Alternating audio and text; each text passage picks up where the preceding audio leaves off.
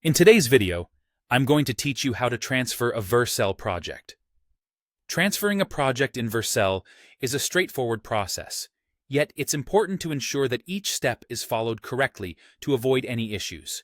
So, let's dive right into it and go through the process together. First things first, we start by accessing the project settings in your Vercel dashboard. To do this, you'll need to log into your Vercel account. Once you're in, you'll be greeted by your dashboard, where you can see a list of all the projects you currently have. Take a moment to locate the project that you want to transfer. After you've found the project, the next step is to select it. This will bring up the project-specific options on the screen. Among these options, you'll notice a tab labeled Settings. Go ahead and click on that. This button is your gateway to accessing all the configurations and management options available for your project.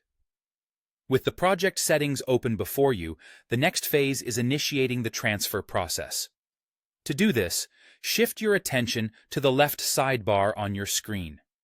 You'll notice several sections there, but for our purposes, you'll want to focus on the one labeled General. Click on General, and you'll find that this reveals additional settings and options related to your project. Now, as you scroll through these general settings, pay close attention because we're seeking a specific section dedicated solely to project transfers. Continue scrolling until you arrive at the Transfer Project section. Here, you'll have the necessary options to proceed with the transfer. You're almost there. In the Transfer Project section, you should see a button labeled Transfer.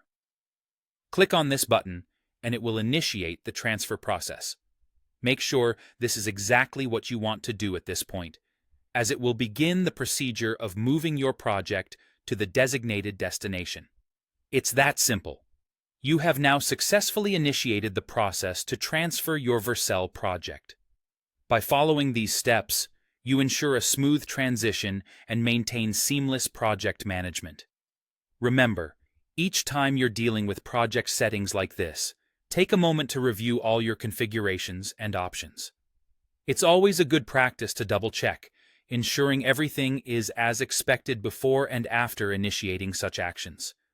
To wrap up, always keep your project needs in mind and ensure the proper entities have the access they need post-transfer. Thank you for joining me in this instructional journey on how to transfer a project within Vercel. I hope this has been helpful, and you're now confident in performing this task whenever needed. Until next time, happy coding and take care.